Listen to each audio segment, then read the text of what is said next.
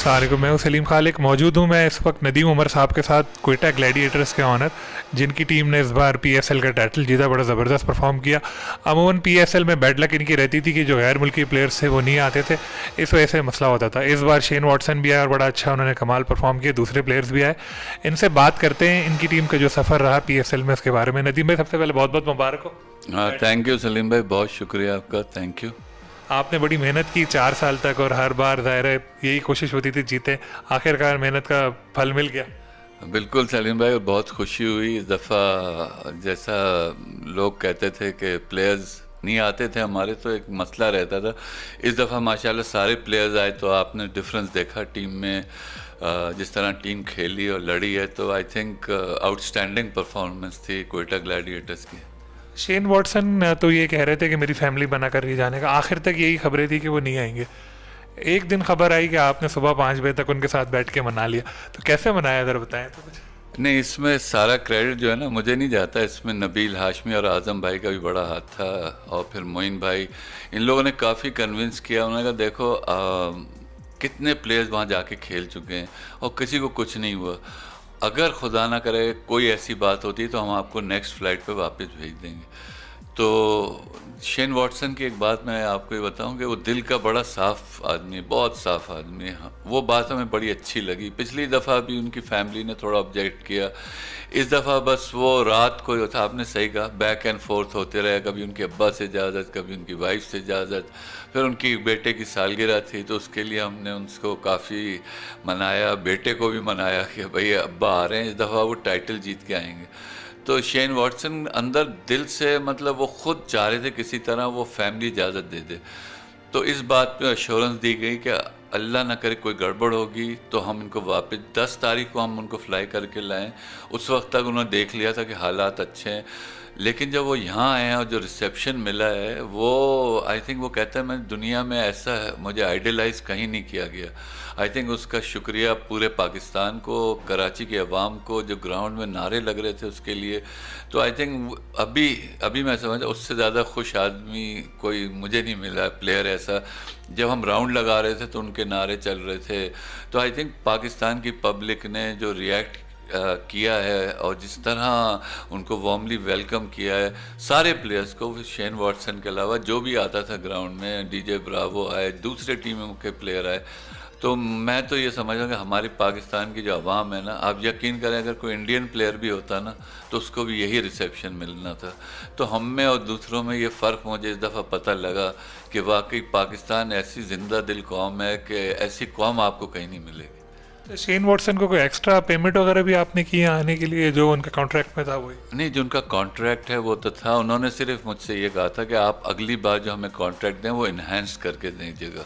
उनका क्योंकि हम लोग एम्बेसडर रोल में नीचे लेके आए थे, तो उन्होंने सिर्फ ये मुतालबा किया था कि अगर आपसे हो सके तो आप मेरा वो रोल इन्हेंस कर दीजिएगा। मैं कहा नहीं, बिल्कुल वो हम आपका कर देंगे, that is not an issue.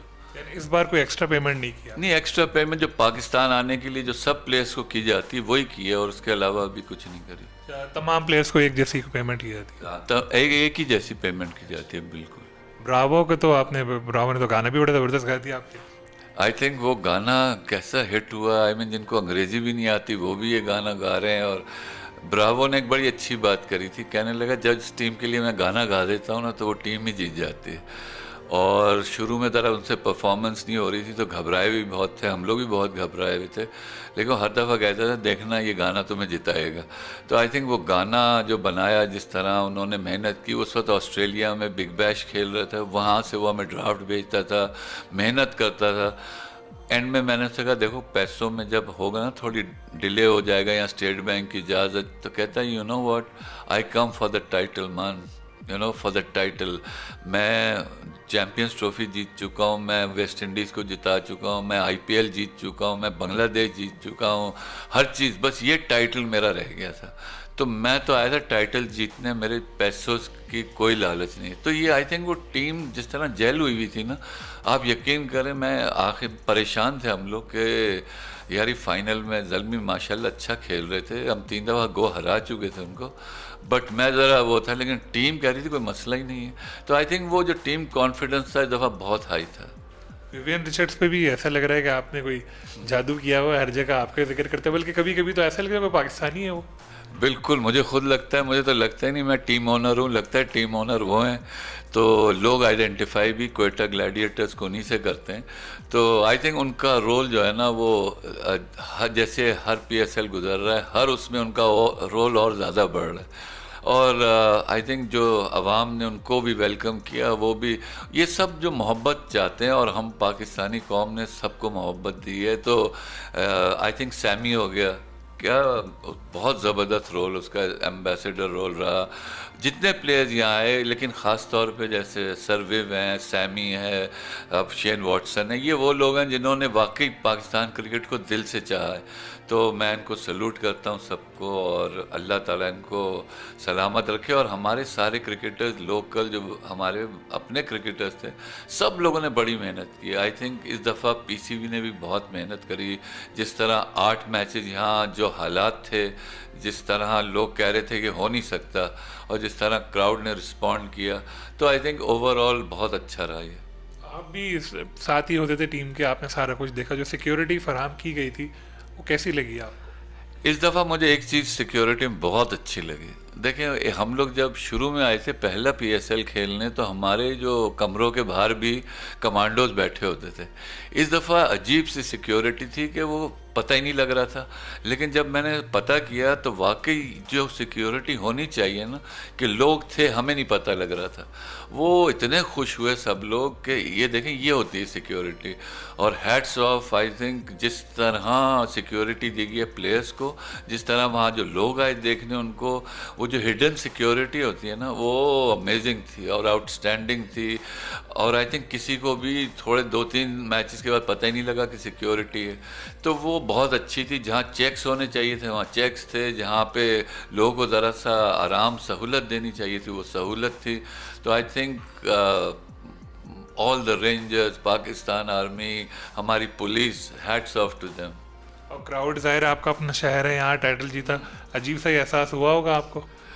बिल्कुल एक मिक्स्ड फीलिंग थी। देखें, किसी ने मुझसे पूछा कि आप अपने होम ग्राउंड में, कोयटा जो है वो कोयटा की टीम है, और ये चल रहा था। मैं कहते हैं कि बात ये है कि जो लोग जानते हैं ना, उनको पता है किसको सपोर्ट कर।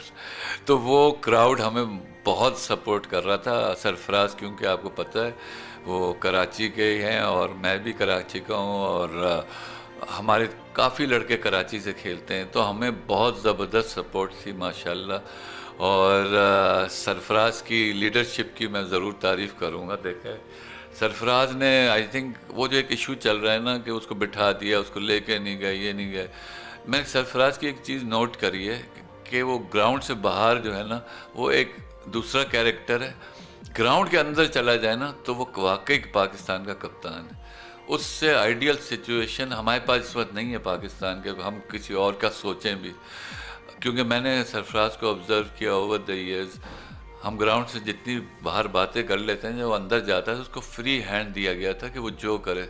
मैं आपको फाइनल के वो बताऊं कि जिस तरह हमने चेंज किया है कि हमारे स्पिनर नवाज बॉलिंग नहीं करा रहे थे, वो हर उसमें कराते थे, इस दफ़ा उसने चेंज कर दिया, वो दोनों तरफ से फास्ट बॉलर लेके आए। तो आई थिंक वो टैक्टिशियन भी है, सीख भी रहा है उसने, अब वो मंझ गया है। अब हम लोग बातें करते हैं कि सरफराज को इधर कर दो। आई थिंक इस चीज़ को हर दफ़ा मैं कहता हूँ छोड़ दें। जब आपको एक आइडियल कप्तान मिल गया है तो हम उसके साथ स्टिक करें, उसको बैक करें। देखिए, हम लोग मैचेस हारेंगे भी, ऐसा नहीं हो सकता कि सारे मैचेस, जिस वक्त हम एक मैच हारते हैं तो कप्तानी पे, प्लेयर्स पे, तो हम लोगों को देखें, समझना चाहिए क्रिकेट जो है ना वो 19-20 1 रन से हम कराची से हार गए। कैसी अच्छी सिचुएशन थी, उधर हार गए, लेकिन कोई बात नहीं, होता है क्रिकेट में। लेकिन आपको अपने प्लेयर्स को बैक करना चाहिए। इसी तरह आपको अपने लीडर को मानना चाहिए, और उसने प्रूव कर दिया है। अंडर-19 चैम्पियन जिता दिया, वो आपको चैम्पियंस ट्रॉफी जिता दी, अब आपको पीएसएल जिता दिया। तो आई थिंक सरफराज का बहुत बड़ा रोल है, और अब हम आगे की सोचें, कप्तानी को छोड़ दें। पेशावर ज़ल्मी से कोई ख़ास दुश्मनी थी आपकी टीम के चारों मैचों में उनको? नहीं, देखें, आई थिंक पेशावर ज़ल्मी बहुत अच्छा खेली, बहुत अच्छी टीम थी।